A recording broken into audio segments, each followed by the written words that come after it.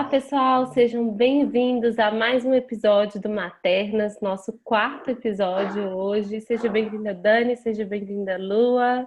Olá, tudo bem? Oi, Mari, oi, Lua. Olá para todo mundo que está aí com a gente. Que alegria, já é o quarto programa. E eu estou muito feliz de seguir aqui com vocês e com essas tantas mulheres que têm escrito para nós, né? Recebido muitas mensagens. E que alegria estar aqui com vocês, gente. Bom demais. Oi, Dani, oi, Mari. Gente, está sendo tão lindo, né? A devolutiva das pessoas que estão assistindo o Maternas, né? Eu fiquei super emocionada com o compartilhar de tantas mulheres. Então, obrigada, Mari, obrigada, Dani, por a gente estar tendo essa oportunidade de dialogar aqui. E hoje eu queria trazer um tema para esta roda maravilhosa de mulheres incríveis, sábias, que é uma coisa que eu sempre me deparo e que as mulheres sempre me perguntam, que é o que fazer quando existem diferenças na maneira de criar os filhos. Tadã! Meu marido faz de um jeito, eu faço de outro. Meu marido não lê nada, eu leio tudo. Meu marido veio de um ambiente muito violento e acha que está tudo bem, acha que é isso mesmo, né? Então, como cuidar dessa questão, que eu acho que é uma questão tão séria, né, no fim do dia, assim, no final das contas, que é a maneira como realmente a gente enxerga aquele filho e o nosso papel. Muito legal. Queria ouvi-las. Eu acho que isso deve chegar para todas nós, né? Geralmente são as mulheres que procuram e vem muito essa demanda, né? Dessa solidão de seguir por um caminho e nem sempre ter o apoio do seu companheiro ali. O que eu sinto é que a gente precisa cuidar muito da postura com que a gente olha para esse parceiro, sabe? Porque a gente está falando da história do outro. A gente está falando da criação do outro, né? E toda vez que eu julgo esse outro, que eu aponto como algo errado, inadequado, é uma crítica a ele, ao sistema dele, à história dele. Então, isso é muito profundo, né? E o que eu sempre digo é assim, quando a gente se sente acusado, a gente vai se defender, inevitavelmente. Não tem como. Então, eu também venho de uma criação, né, trazendo o meu exemplo, muito diferente do João, muito diferente. Mas o que eu sinto, que todas as vezes que eu ia querendo mostrar que o meu jeito era o melhor jeito, automaticamente ele se defendia, ele precisava contrapor aquilo, né? Quase que para defender a história dele. Então, o que eu sinto como uma alternativa é muito da gente, assim, trazer o outro, né? A gente compreender que não é um julgamento a forma como o outro foi criado, mas que existem outros caminhos, é ajudar com que o outro também enxergue os efeitos dessa criação, as consequências, as dificuldades. Como é importante, né, esse convite para a gente caminhar juntos, porque no fundo a gente também não sabe, a gente também está construindo, e nem vai ser do meu jeito e nem do jeito do outro, é um terceiro caminho. É um caminho onde caiba, né, o meu olhar, caiba o olhar do outro, e a gente vai construindo, tentando, acertando, voltando atrás, né? Aprendendo a ouvir também. Mas para mim tem essa postura, ela é fundamental, porque se eu vou com uma postura de superioridade, se eu vou com uma postura de acusação, não tem troca, não tem espaço para escuta, né? Eu amei isso que você trouxe, Dani, um terceiro caminho. Eu amei isso que você trouxe, Dani, de ser um terceiro caminho, o meu jeito, nem o seu jeito, é um jeito criado por nós dois para a construção dessa família, para a construção desse indivíduo que é o filho, né? Muito bom. Quero te ouvir, Mari. Eu acho que a gente está sempre tão, assim, à vontade de fazer diferente, à vontade de mudar a história dos nossos filhos, né? De fazer com que eles se sintam amados, aceitos, importantes, de fazer com que eles se criem, né, seres humanos emocionalmente equilibrados, felizes. Isso é tão forte dentro da gente, que, né, que escolhe esse caminho, assim, para um olhar mais respeitoso para a criação com a criança. Isso é tão forte que chega a ser mais forte do que a empatia, às vezes, com a história do outro, né? Que é o que a Dani estava falando.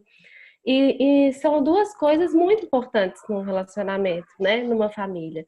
Então, ao mesmo tempo que a gente tem que gerar toda essa energia, tem não, né? Mas que a gente sente vontade de gerar toda essa energia para os nossos filhos, também é importante que a gente gere essa energia de empatia. Até porque a gente quer ensinar isso para eles também, né? A ter empatia com a história do outro, entender por que o outro às vezes reage de maneira diferente que a gente. Então, acho que esse é um bom começo de um exercício, né?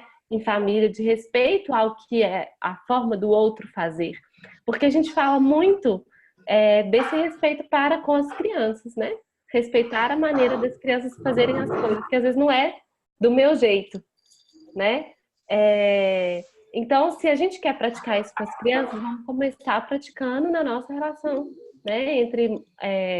Entre o casal, assim, eu acho que isso, ou mesmo que não seja um casal, né? Os pais sejam separados, enfim, e independente também do formato de casal, se a gente começar a praticar isso, as crianças também vão aprender através da nossa experiência, né? Uma coisa que compartilham muito comigo, e vários pais já me escreveram, né? Porque, assim, parece, não sei se a gente poderia afirmar que mas parece que a maior resistência normalmente vem por parte dos homens, né? Sim. A gente vê mais as mulheres correndo atrás, buscando informação, estudando, fazendo cursos, lendo os livros, acompanhando a gente no Instagram, enfim. E elas compartilham, né? Normalmente eu vejo lá nos meus posts, sempre tem marcando os homens. Dá para ver às vezes quando o sobrenome é igual. Olha aí, amor, aquilo que eu te falei esses dias, né?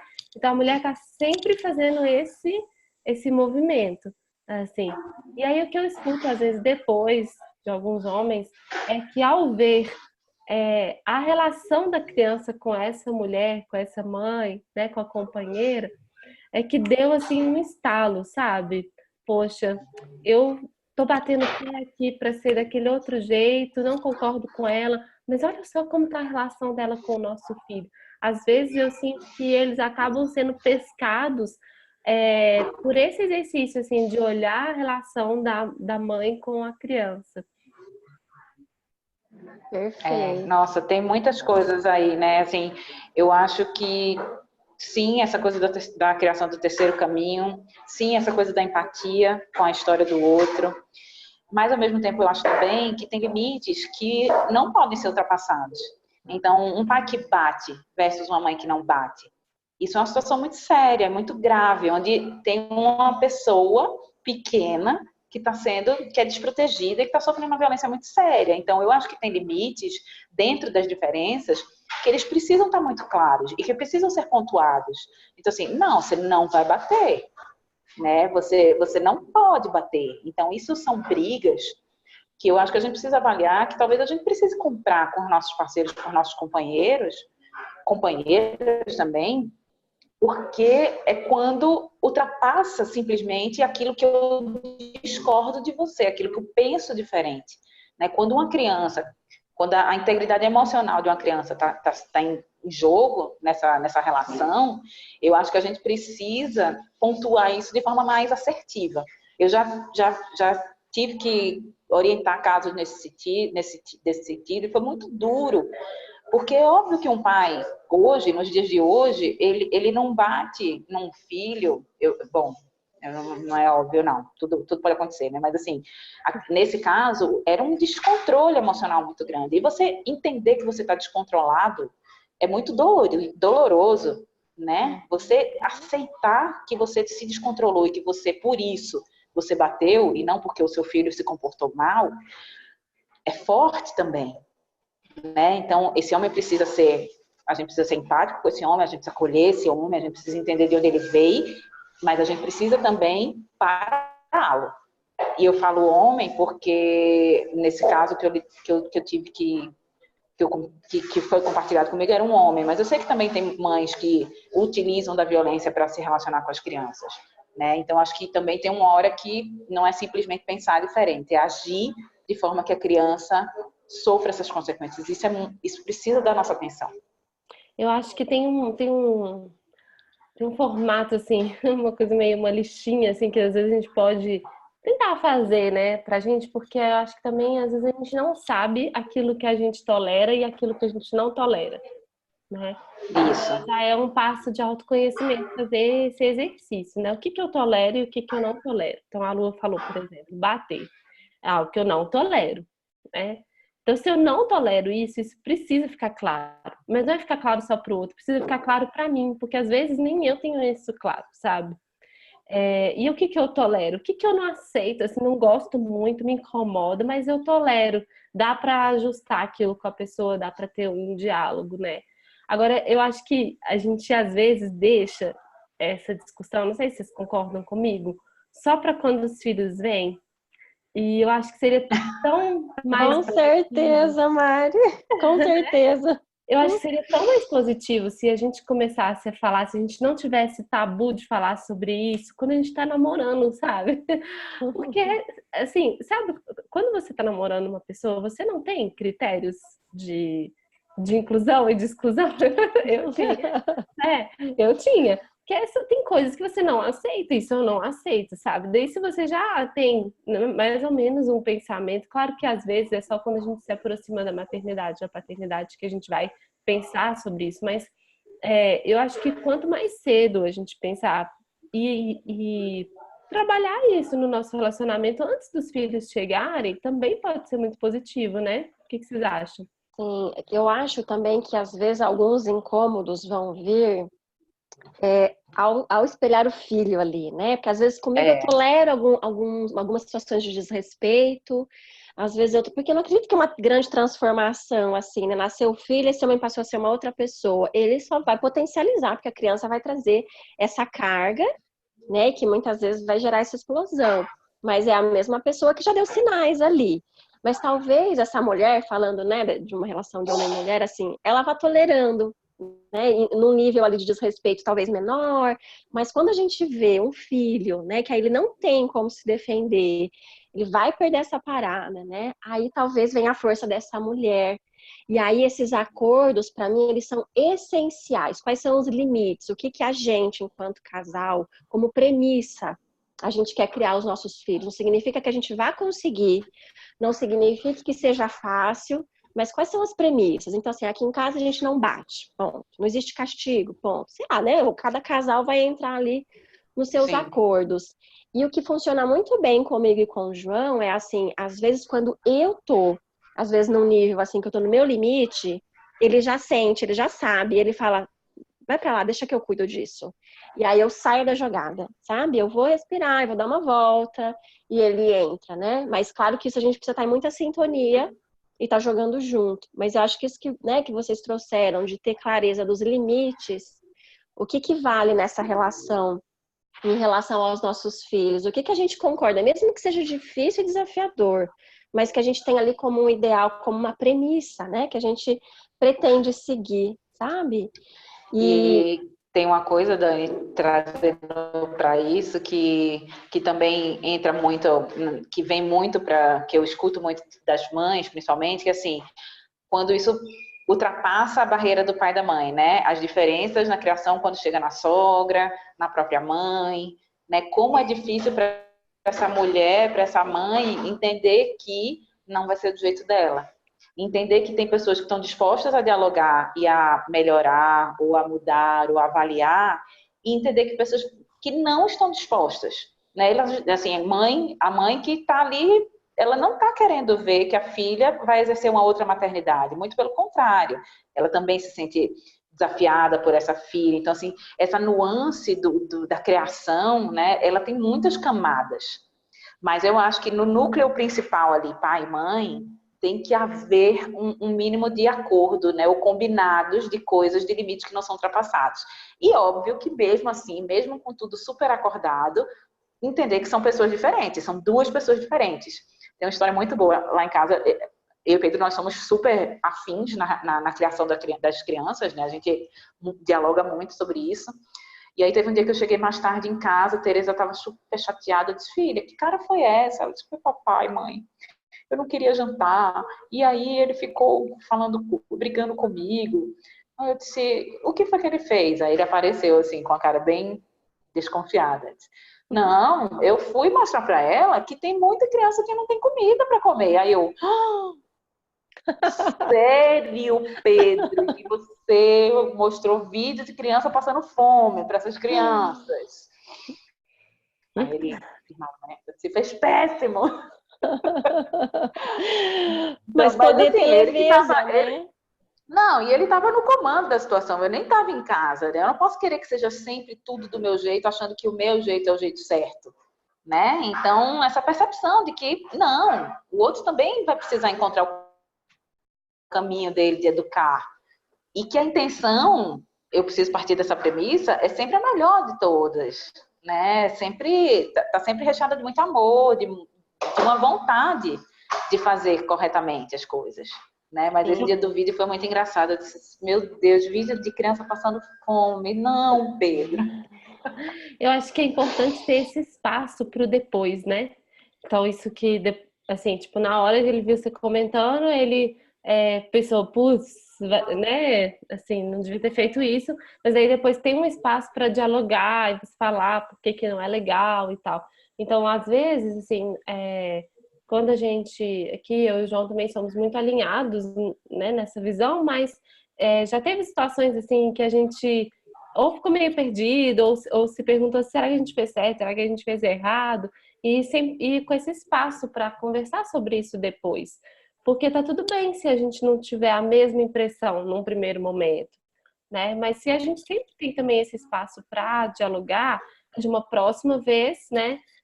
Usando aí a ferramenta da disciplina positiva erros como uma oportunidade de aprendizado, né? Isso só vai funcionar se a gente tiver espaço para olhar para esses erros também como essa oportunidade de aprendizado, né? Se o erro for sempre uma coisa muito pesada, né? Por isso que eu Pesada. volto no que eu falei antes, assim, a forma como a gente lida dentro dessa relação também é um exemplo para a gente lidar com as crianças. Então, isso que eu brinquei da ferramenta, erros como oportunidade de aprendizado, ela tem que valer para todo mundo da casa, né? Tem que valer para mim, eu comigo mesma, eu com meu companheiro, eu com os meus filhos. Senão a gente vai tentar praticar uma coisa só para fazer diferente com a criança, mas quando na verdade é um conceito que é para a vida da gente, né? Muito bom. Você falou uma coisa, Mari, que eu adorei, que assim, o pai começa a ver a relação da mãe com a criança transformada, né, e sente um chamado a partir daquela observação, né, daquela relação. Eu falo muito, assim, porque o pedido é, como é que eu transformo meu marido? Não haverá isso, assim, você cuida daquilo que é seu com seu filho, você transforma a sua relação com seu filho, entendendo que ela vai ser falha, né, ela não vai ser perfeita, ela não é o único jeito dessa criança existir no mundo, não é através da sua relação, né? E isso, cuidando disso, cuidando para que essa relação seja o mais respeitosa possível, tenha um diálogo, tenha verdade, isso reverbera, né? Pode ressoar no outro. Sim, né? Isso inspira. Tem um exemplo bem legal, assim, o João, ele, a gente combina em muita coisa, mas ele é mais frio, né? Para algumas coisas, às vezes aquela coisa de, é birra, é manha e tal. E era mais assim, acho que hoje ele, mas de ver exatamente essa construção do meu caminho com a Cecília, ele foi percebendo assim, opa, tem um outro caminho que eu não conheço e que é bacana, que tem um resultado legal, né? E eu estava contando com a Mari um pouco antes de você chegar, Lu, um exemplo. Eu estava na casa da minha mãe esses dias, né? A gente falando da educação que envolve não só o marido, mas a mãe, a sogra, o papagaio, todo mundo que Sim. faz parte do processo. E a minha mãe trouxe uma questão, ali a gente foi interrompida na conversa, e ela falou, porque as crianças de hoje não sabem esperar, porque na minha época e tal, né? E aí foi muito legal, assim, porque eu consegui receber aquilo dela sem me sentir agredida, né? E devolvi para ela assim, mãe, qual é o incômodo, né? Assim, que comportamento que você acha que você sente que essas crianças estão muito maiores do que você? Me traz algum exemplo, o seu incômodo, né? Para eu poder enxergar, porque eu não estou enxergando dessa forma. E aí ela não trouxe, ela trouxe ao contrário, ela trouxe que o comportamento das crianças era muito, muito bacana, que, enfim, né? Trouxe só positividade. E aí eu falei, então o incômodo é na forma como a gente se relaciona, porque é uma nova relação, é diferente, né? Então, também a gente baixar, né, as armas, sabe? Quando o outro traz o que a gente sente como crítica, também dá um respiro, assim, de que o outro está falando da história dele, não está falando da gente. O outro está falando das crenças que são dele, não são nossas, né? Não está acusando. Então, assim, também desse exercício, né, com o nosso parceiro, ou com qualquer pessoa que venha palpitar na educação, é óbvio que a gente vai colocar limite até onde o outro, até onde eu vou escutar ou não, mas a gente perceber também, assim, que eu não preciso convencer ninguém de que o meu caminho é o melhor caminho. Eu não preciso convencer que esse é o único, esse é o caminho que a gente escolhe agora, né? Porque eu acho que também tem muitas brigas que a gente compra que não precisariam ser compradas. A gente não precisa convencer ninguém das nossas escolhas. E eu acho que essa é uma armadilha que a gente pode entrar, assim, levantar essa bandeira, e aí a gente começa a julgar demais, a criticar demais, e aí isso vai voltar pra gente inevitavelmente também, né? A qualquer deslize vão apontar, mas não era você, né? Então, acho que também a gente baixa a guarda para ter espaço para esses diálogos, para essas construções, para que o outro também possa enxergar algo que não está me enxergando, né? Acho que dá para ser mais leve assim, né? Menos tenso essas conversas. Acho que esse é um convite. Muito Eu bom, gosto da Dani. pergunta. Desculpa, Lu. Eu gosto da pergunta, até que ponto isso é importante? Assim, eu falo muito isso com os pais, para a gente pensar nessas batalhas que a gente vai comprar com as crianças, né? Os limites que a gente vai colocar, porque às vezes a gente quer colocar limites e quer corrigir e quer ponderar tudo o tempo inteiro, então as coisas ficam muito pesadas, ficam muito cansativas. Então, se perguntar até que ponto isso é importante, me ajuda a selecionar, assim, aquilo que realmente é importante. E acho que fazer esse exercício, né, no relacionamento e com as outras pessoas do entorno, né, família e tal, isso ajuda a gente também a fazer essa seleção, assim, daquilo que eu realmente quero ir ali, lutar e batalhar, né, que faz parte da educação e que eu não abro mão, e aquilo que é possível eu ceder. Também flexibilizar, entendendo, né, a relação do outro, como a Lô falou, que não é, a criança não vai conhecer o mundo só através, né, de mim, assim. E uma outra coisa que eu acho que talvez seja um exercício muito positivo é a gente tomar decisões em conjunto, né? Normalmente, às vezes, a mãe toma uma decisão em relação a uma situação da criança, o pai toma uma outra decisão em relação a uma outra coisa, né? Sei lá, por exemplo, hora de dormir. Às vezes a mãe decide aquele horário e o pai decide quanto tempo pode ficar no videogame, por exemplo. Então, acaba que as decisões elas ficam meio parceladas, assim. Quando a gente toma isso como decisões em conjunto, envolvendo a criança também, a gente tem a oportunidade de fazer escolhas que sejam respeitosas para todos. Então, mesmo que o outro não concorde comigo 100%, mesmo que o outro não tenha a mesma visão que eu sobre a criação, né, dos filhos, sobre a educação, na parte prática, se a gente fizer isso, tomar decisões em conjunto, fizer esse trabalho juntos e principalmente envolvendo a criança, e a gente tiver como premissa decisões, né, soluções que sejam respeitosas para todos, acho que a gente consegue unificar, sabe? Sair um pouco desse lugar de que só o outro decide ou o outro é que manda aqui em casa, fica um pouco mais homogênea essas decisões. Muito bom isso, Mari. Duas coisas que você trouxe que eu acho muito legais. A primeira é essa pergunta, né? O que vale a pena? Qual foi a pergunta mesmo que você falou?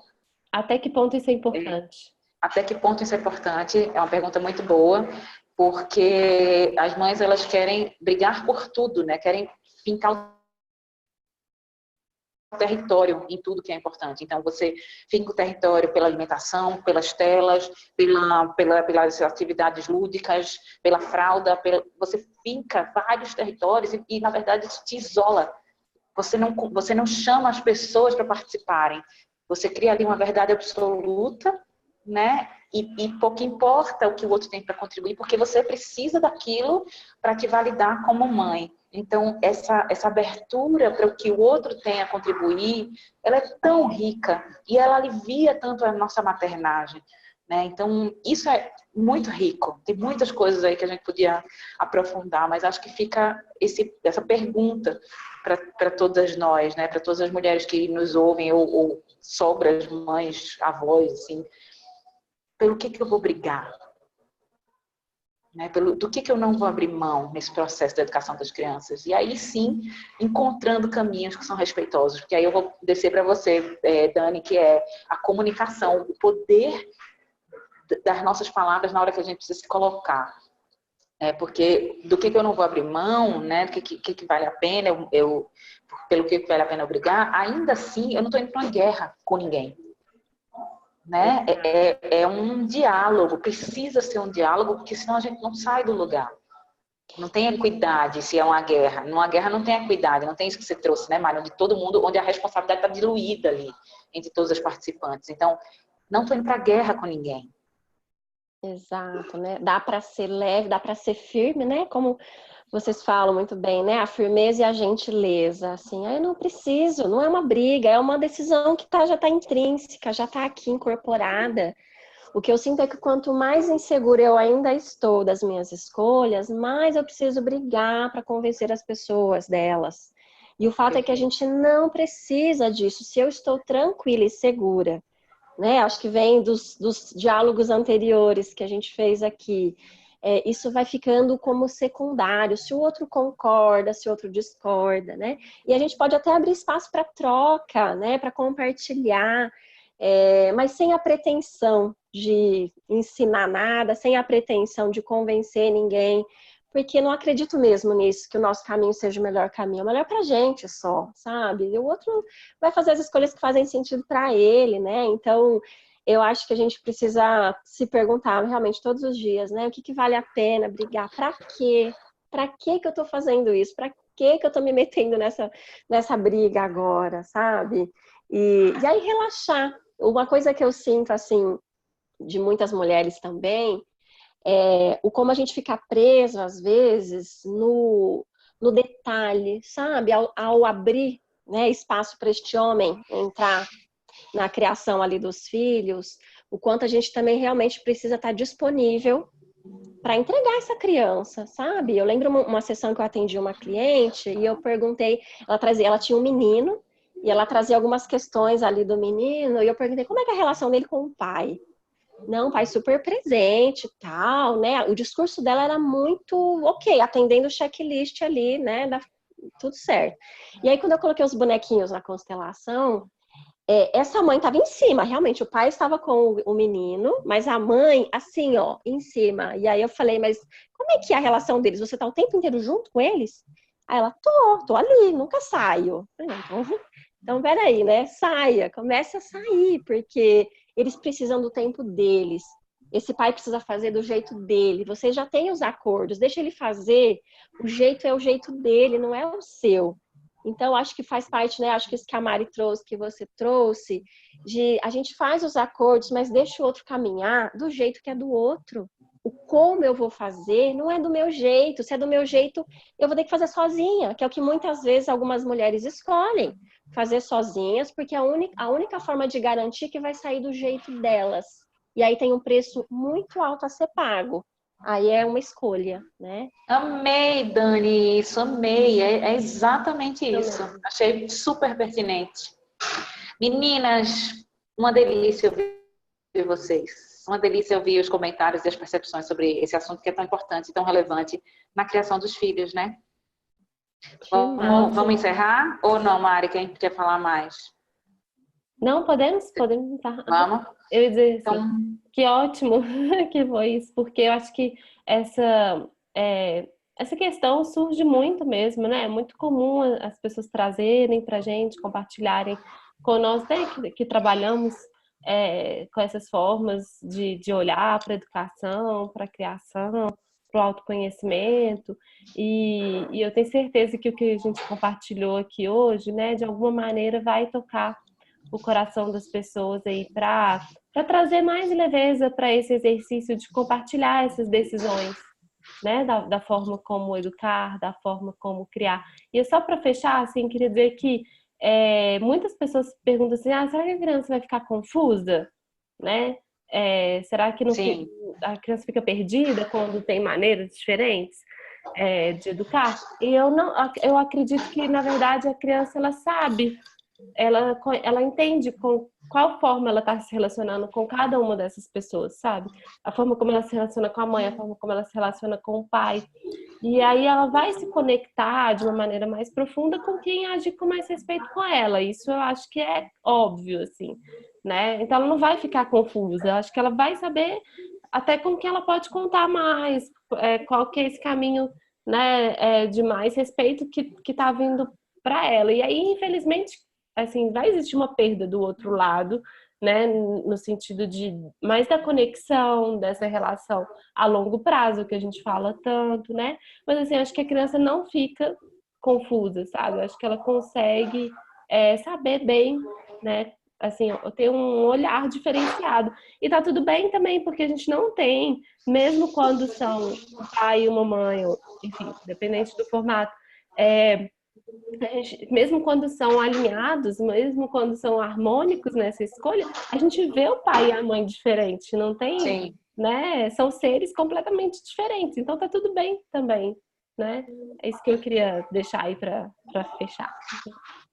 Muito bom, amores. Adorei, Sempre. meninas. Obrigada pelo papo, obrigada por esse episódio do Maternas Delicioso. Um beijinho, meninas, e até já. Até semana que vem. Um beijo, beijo, pessoal. amores. Beijo, pessoal. Até a próxima.